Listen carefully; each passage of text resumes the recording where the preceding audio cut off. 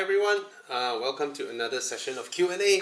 Before I start, I just want to announce again, just to let you all know that we have launched Evo Club Insurance. So for those of you who find it a bit costly for you to renew your insurance when you need to do so, our insurance, Evo Club Insurance, allows you to renew it by 3 separated payments based on how you drive. Like this year, you drive less, you may not even go to the second stage, so you will pay 40% lesser than your other insurances out there. Alright, so the links are all below, you can check it out. And for those of you where your car warranty has ended and you're worried about the condition of your car, and you thought you might need to sell it, but the market prices are so low now, you may still owe the bank more, but you're worried what to do, you can actually join our Evo Club. Links are below as well, where you can renew your warranty, because your warranty has ended and you're worried, right? 5 years, but you can get your car inspected in one of our inspection centers. We have 47 inspection centers across the country, and you can get your car inspected, and if your condition is alright, you can renew your warranty. Not renew, extend it by a year, and then by next year you inspect again, and then you can extend it by again. Alright, one of our network inspection centers, which is the one near my place, Sungai Besi Prestige Car Care, they have actually 3 outlets. They have at Sungai Besi, Kota Kemuning, and Glenmary. Alright, so they have a promo now. If you go there to do your inspection, they will give you a special pricing of only 68 ringgit to do a full inspection on your car. You have to go there with your dealer. It has to be before you buy your car. Basically, you go there for inspection for 68 ringgit, you get 500 ringgit worth of vouchers, where you can use it for engine oil, you can use it for service and all that. Alright, that is the promo, links below as well. Okay, let's start the Q&A. Hi Bobby, X3 2013 or Mazda CX-5 2016? 2016 is not the new one, right?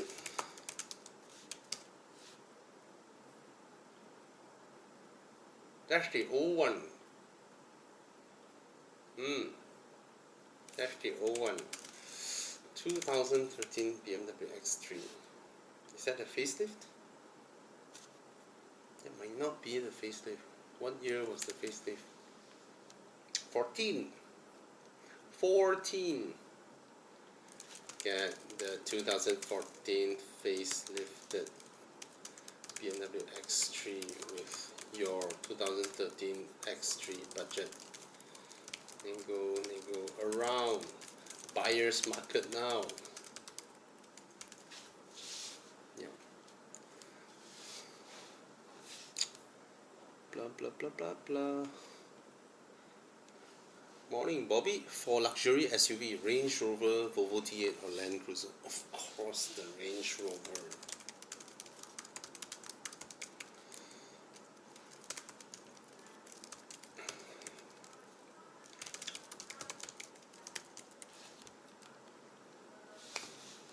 Now, Land Cruiser is of course really reliable, but it really is not that luxurious compared to the Volvo or the Range Rover, be it interior appointments and all that, the whole feel of it. Yeah. Hi Bobby, I'm 19 years old now. I asked you about the Mercedes-Benz. I've got it, lovely engine. Oh, okay. No, he just told me he bought a car.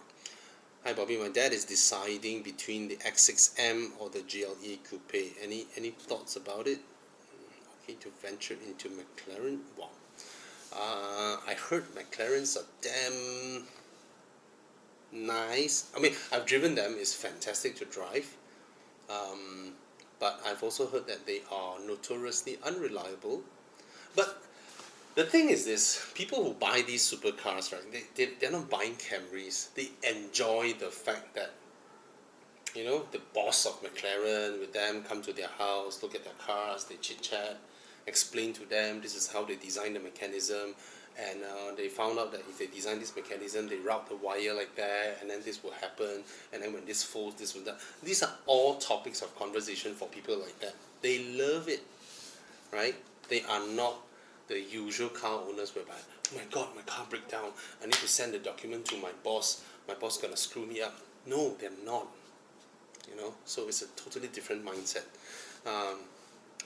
In terms of the X6M, bro, and the GLE Coupe, I'm not sure which generation X6M you're talking about, but I presume it's the current one. Of course the X6, but GLE Coupe. Now, the new GLE Coupe is freaking ugly, but the interior is nice. It's a new platform.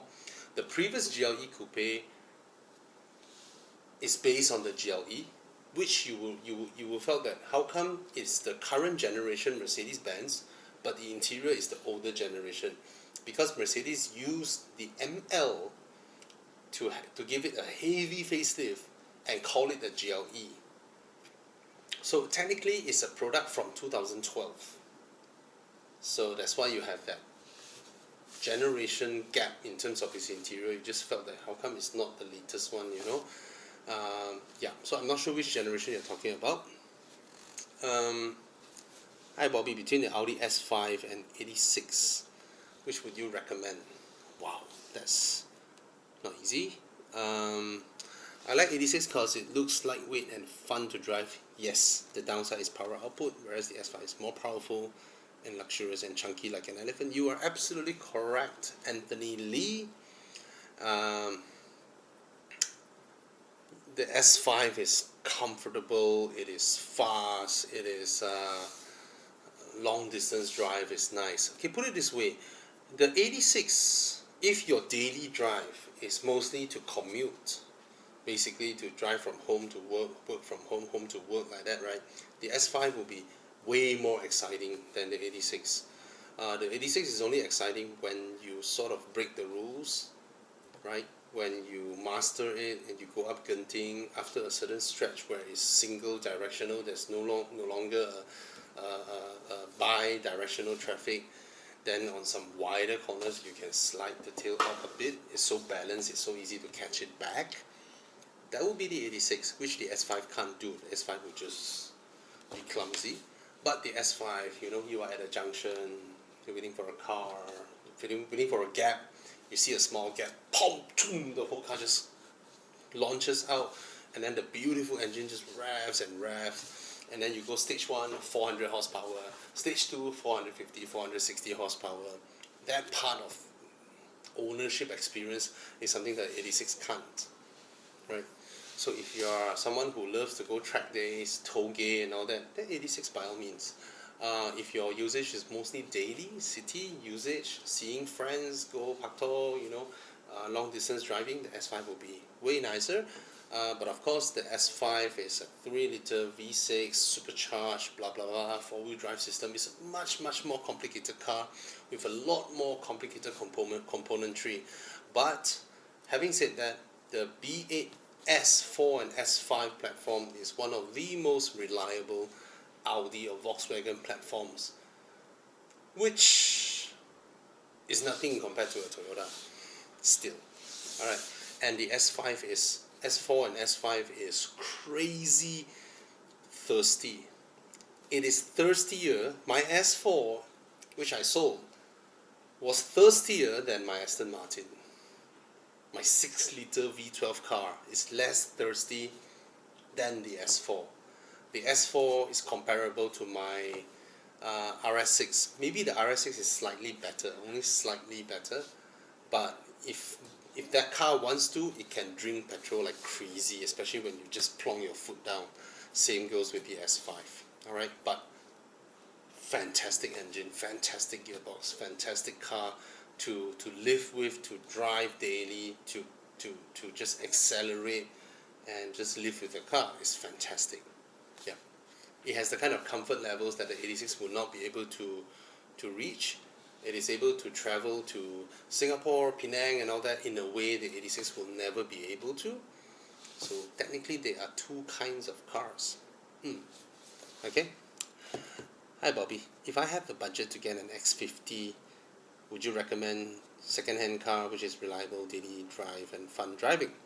The first comment from another person said X50 doesn't have Apple CarPlay and Android Auto. To be honest, Apple CarPlay and Android Auto is freaking overrated. Seriously. To me, it's I mean, my Volvo has it. I never used it because why would I want to dumb down my phone when I can have a full-fledged car system and a full-fledged phone system with me, right? Basically what are you going to do in your car? You just listen to music, right? To me, when I hook both up, I wind down the functionality of that and I wind down the functionality of this just to do a few functions. I don't buy it. I just don't think Apple CarPlay and Android Auto is well executed for now. Alright. And then some people suggested GTI and Mark 6, second-hand Audi TT, blah blah. Okay, the X50 I would estimate the price for the highest spec to be above 100,000. Definitely, the kind of spec I'm very sure it will be above 100,000, maybe 110 for the X50 top spec. So I'm not sure which spec you're talking about because there are 5 specs. Probably they start at 90, maybe. And for this kind of budget, you can get a shit ton of cars, man. Recommend a second-hand car which is reliable, daily drive, and fun driving. Reliable in what sense, right? That means doesn't cost you a lot of money because money solves problems. Let's say if it's around 100,000 ringgit, if you want it to be absolutely reliable, fun to drive, you can get a Mazda 3, you can get an 86, you can get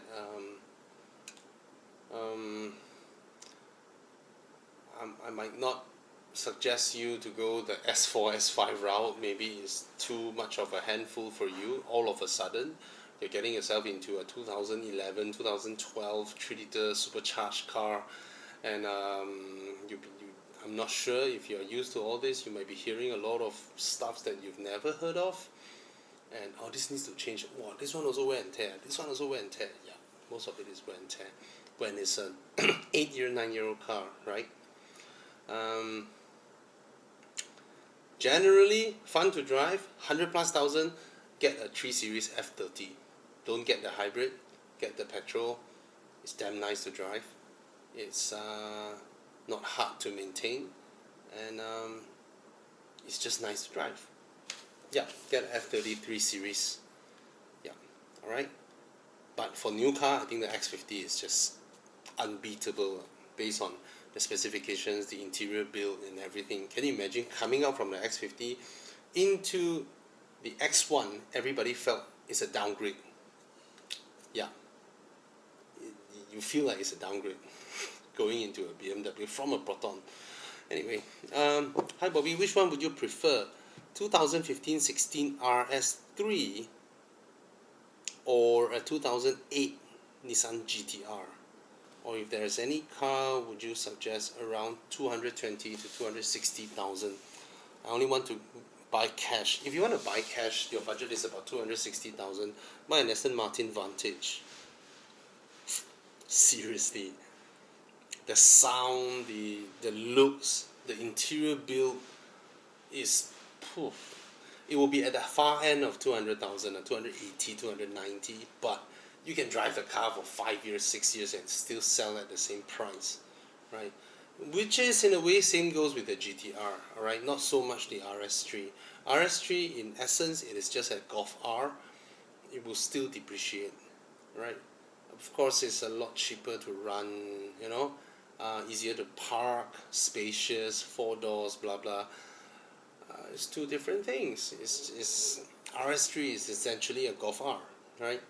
So you might want to try and have a look at those Ferraris or whatever, you know, since you are financially rather capable to be able to buy 260, 280,000 cash.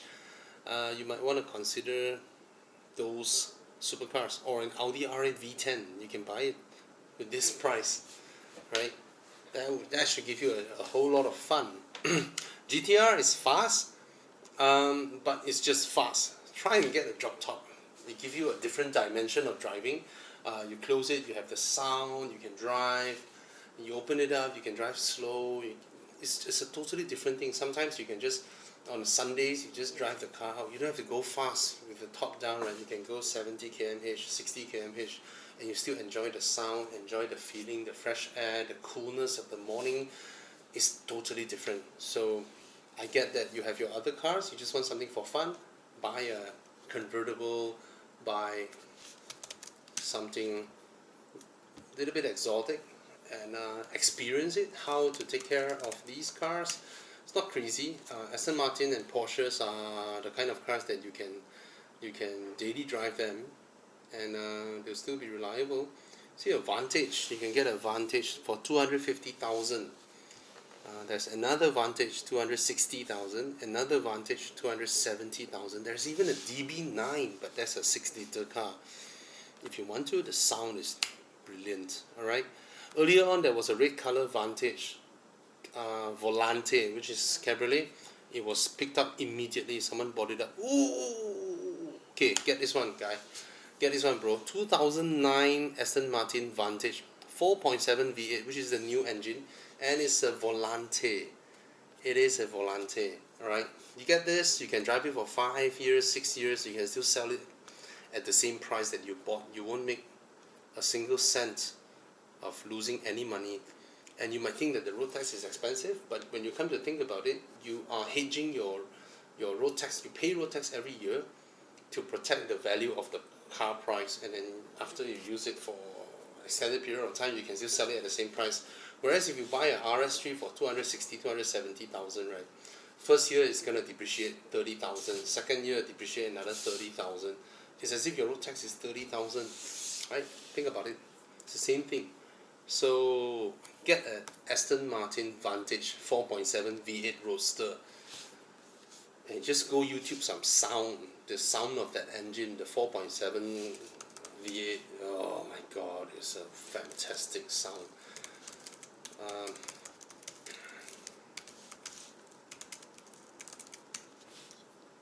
Just try and play some if I were to get it.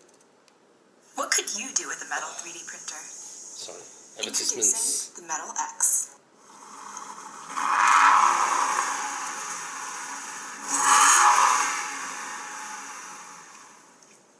Oh, can you hear that?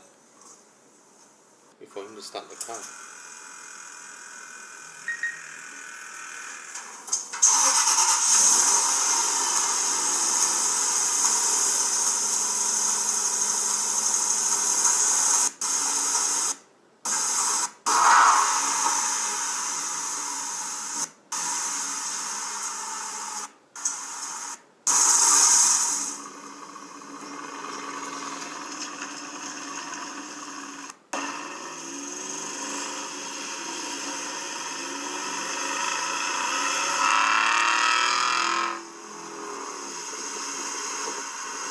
I think that's the old one, the 4.3 liter. It's not the 4.7 one.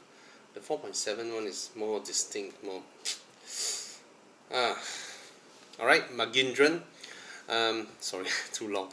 Hi Bobby. Porsche Cayman or Jaguar F-Type? Or any other alternative around the same price? Are they around the same price? Maybe you're not from Malaysia? Probably. Are you buying brand new?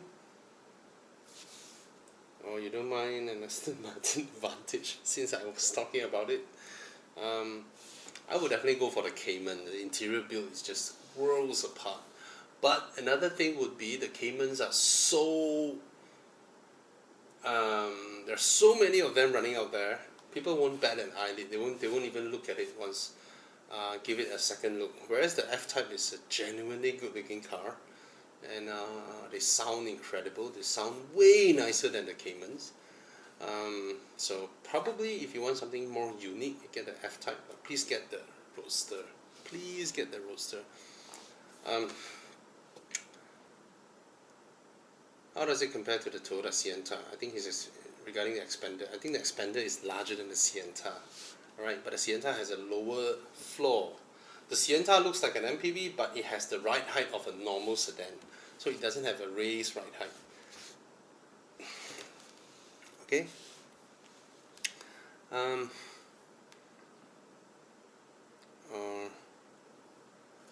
Bobby, should I get an A35 sedan or a Toyota Supra Recon? Of course, a Supra.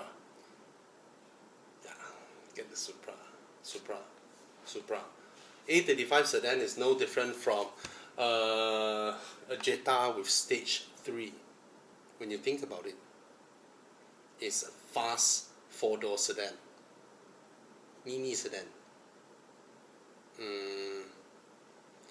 At first, the first 1 month you'll be excited with this power, 300 plus horsepower, you'll be revving here and there.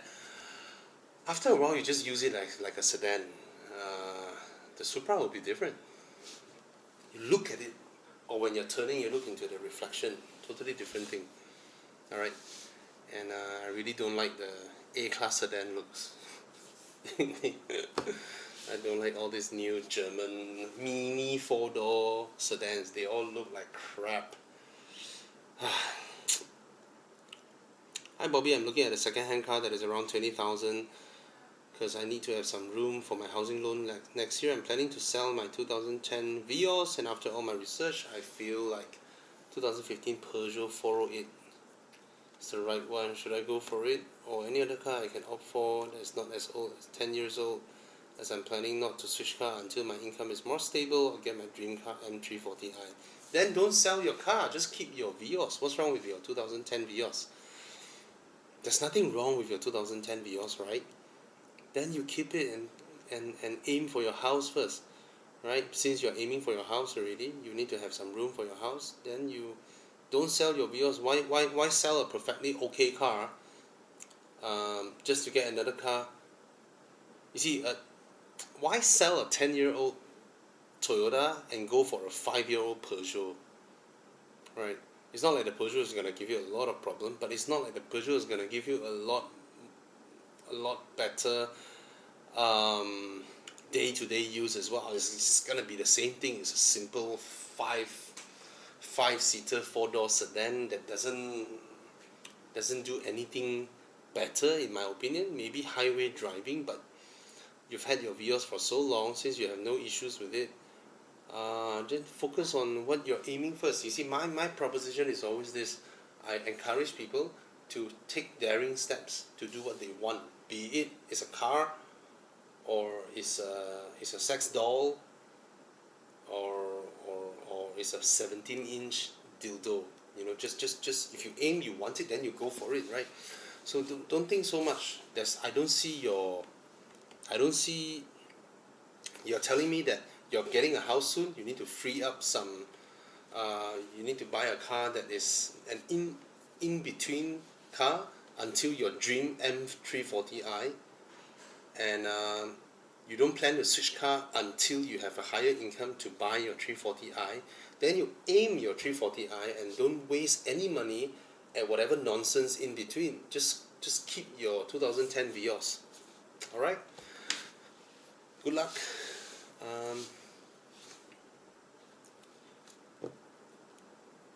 Seriously, you change your Vios from a 2010 Vios to a 2015 Peugeot, right? Your friends might not notice. No point. And what do you get inside? It's nothing crazy, right? Sorry. Hi Bobby, considering a 4 Series 2016 onwards, how's the reliability? It is reliable, go for it, it's fantastic, buy. Alright? Bobby, I don't think it's worth the upgrade because my Alza is also 5+2. I mean, your Alza is 5+2. This car technically is 7-ish because I can fit at the back. The Alza I couldn't.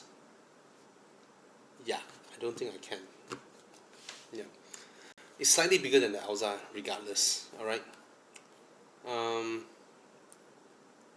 Bobby, do you think I should get the pre-facelift W204 C250 or a BMW 325i or a 2012 Mazda 6 2.5 for 50,000? I want it to be reliable, but at the same time fun to drive and quite enough power for me to cruise on weekend drive. or maybe Evo Enduro.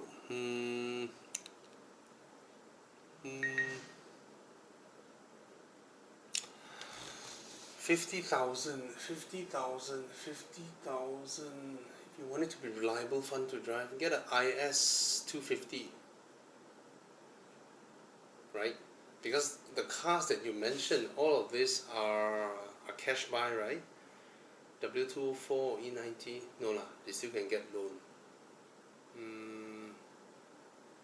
I think you can get a 2009, 2010 Lexus IS 250. It'll be fun to drive. It will be it will have enough power for you to cruise on weekend drives and all that. Nothing wrong with the E90 or W204. W204 is why must it be pre-facelift? The facelift W204 is pretty nice as well, you know. And the E90 is nice. Heavy steering wheel, and 325i is nice. 6-cylinder, lovely sound. Hi Bobby, is Passat CC a good car? I love the Passat CC, but again, it's so old already. The condition of the car is highly dependent on the previous owner. So you need to find one and get it checked properly. And for all of you, you're buying anything, you can sign up to club.evomalaysia.com and then get your car inspected. And also there is a promo that is going on with one of our network workshops, which is the one that I go to because it's very near me at Sungai Besi, Prestige Car Care. They have a promo for people who are thinking of buying used cars, premium used cars.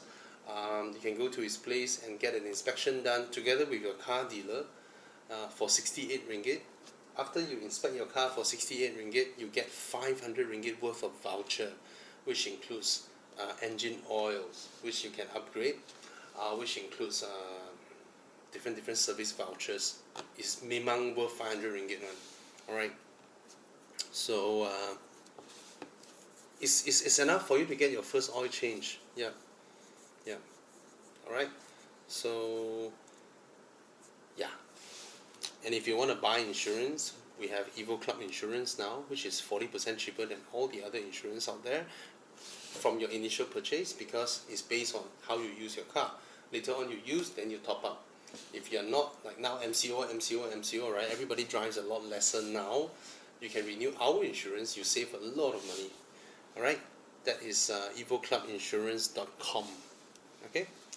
Hi Bobby, is the 2020 Mercedes-Benz GLC 200 better compared to its 2016 version? I suppose so, because the 2016 version doesn't even have keyless entry. It has halogen bulbs.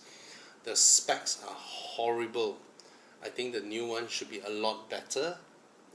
And the funny thing is, when the new one first came out, I hated the designs because I just feel the GLC is one of the prettiest mid-size SUVs out there. It is just beautiful, and then Mercedes just give it a facelift that goes like.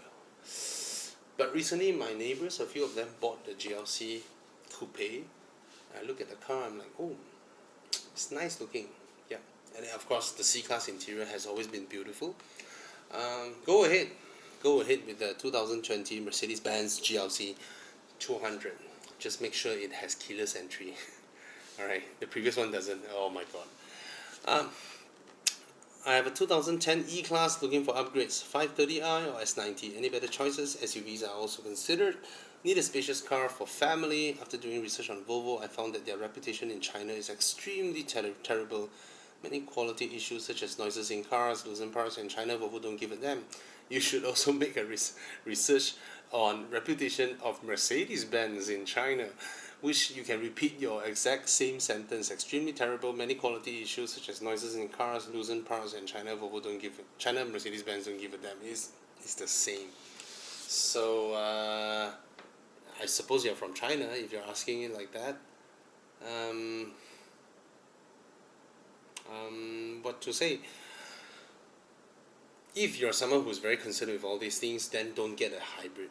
Alright, so your initial option of a 530i is correct. Go for a petrol version. Alright. Hi Bobby, what do you think? I have a budget for 180,000 for I'm a father who's an enthusiast. Is there any good choice out there? One car option, 70 series fun to drive car, what would it be? Or a two car option? What's your recommendation? Drop top coupe. Oh, oh. Um, um, um, um, um, um. I did try to sit in the Fortuner at the third row seat. Don't think it's suitable for adults. More like 5+2. We prefer third row. Can seat adults. If you prefer third rows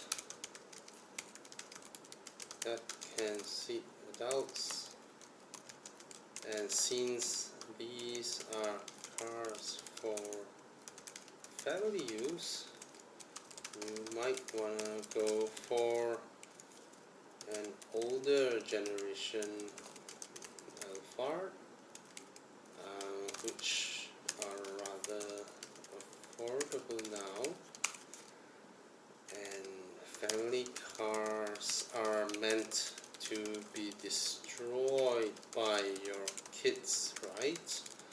So no point getting a brand new one.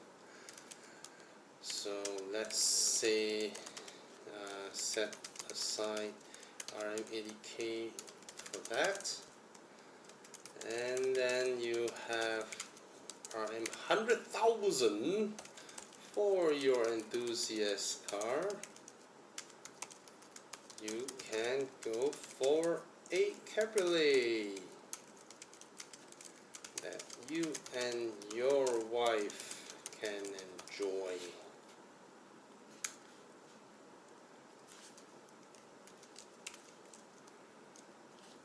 What cabriolet? I have no idea. 100,000. Can I get a Mercedes cabriolet? The thing with Muda, you type cabriolet, right? Those stupid pickup cabs, single cab, double cab, all this stupid cab shit all come out. Idiot.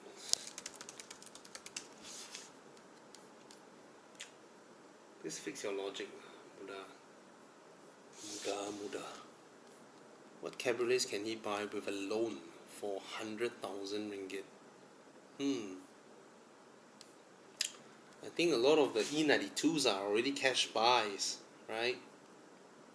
And oh, Mercedes, where is it? There's a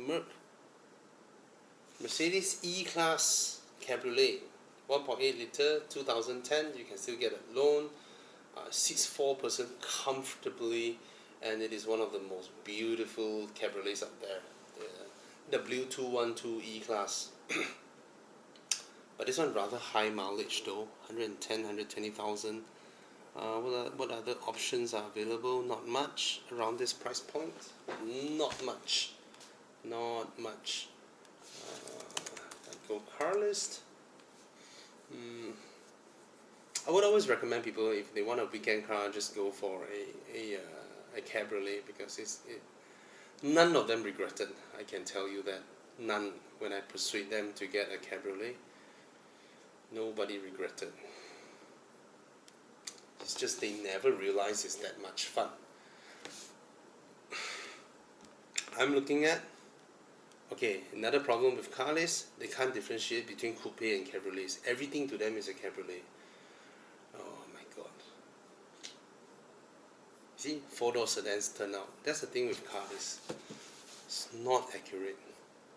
Forget about it. Yeah.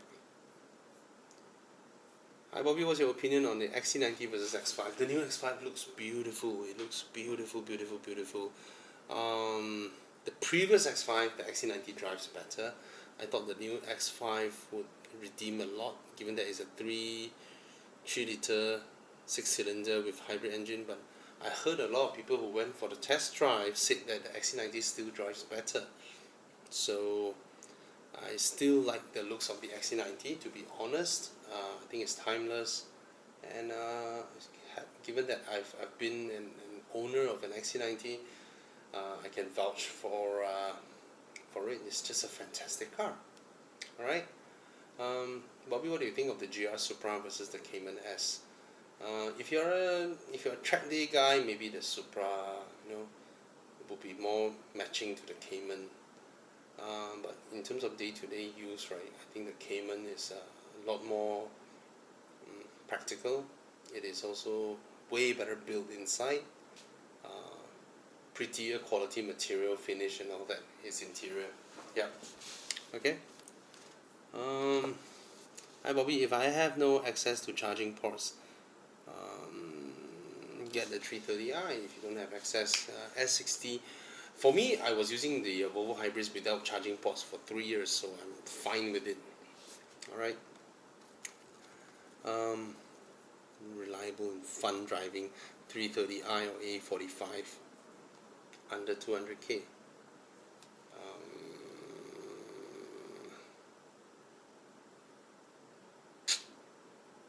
Yeah, Prodigy said it. 330i will be the most prudent choice. Alright. Bobby, what do you think of the Kia Optima K5? It's alright. It's alright. It's beautiful. It looks a lot faster than it is. Looks cooler than it is. Powertrain wise, nothing special. Driving, handling wise, nothing special. And in terms of its used car value, it's not that cheap as well, because I just did a quick check last week. It's not that cheap. Alright. Hi, I have a problem trusting Conti cars after my bad experience with Peugeot 508. Currently thinking of buying a 2013 to 16 F30 or 320D. How much should I prepare for maintenance? Some recommended 320D because the maintenance is lower. Advice?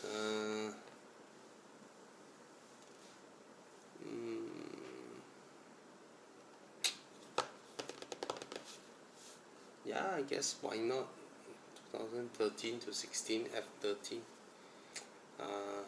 If you can get the 2016 one, it's facelifted. Facelifted, they solve a lot of problems. No, not they solve a lot of problems. The improvements are more drastic, and it rides a lot better as well. Yeah, go for the F30. Hi Bobby, I'm looking at the Subaru Impreza, WRX STI hatchback, and Volvo V40. The WRX, of course. The V40 is nice to drive on the highway. Other than that, it's not nice to drive anywhere else. It's especially when you turn it into a corner, boring. And super front heavy, super tight interior cabin space, and super lousy infotainment system controls. The only thing nice about this car is its exterior design, and of course the safety features, the comfort levels and all that, the soundproofing and all that. Those are nice, but other than that, it's not a car that's nice to drive daily. I can drive from JV to Penang in the V40, no problem. It will be very comfortable. We did that driving one round around Malaysia. It's very comfortable, long distance. You don't feel tired at all coming out from the car. But other than that, using that nonsense infotainment system, the rear seats are crap, the boot space is crap, winding roads is crap. Yeah.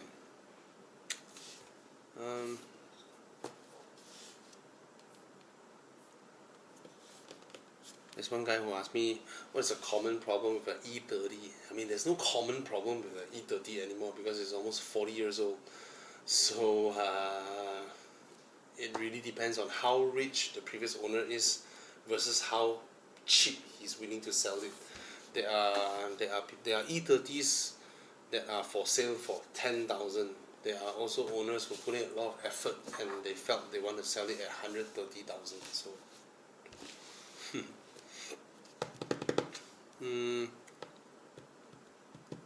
Okay, I think I should stop the Q&A here because I've answered it until I got a bit tired and sleepy. Alright, I'll continue it later on. I'll try and remember where I stopped and I'll continue from there. It's so tiring. I didn't sleep last night. Alright, cheers. Thank you. Thank God that the brothers on the rise now. Endless celebrations all in my house. Levitating now, I'm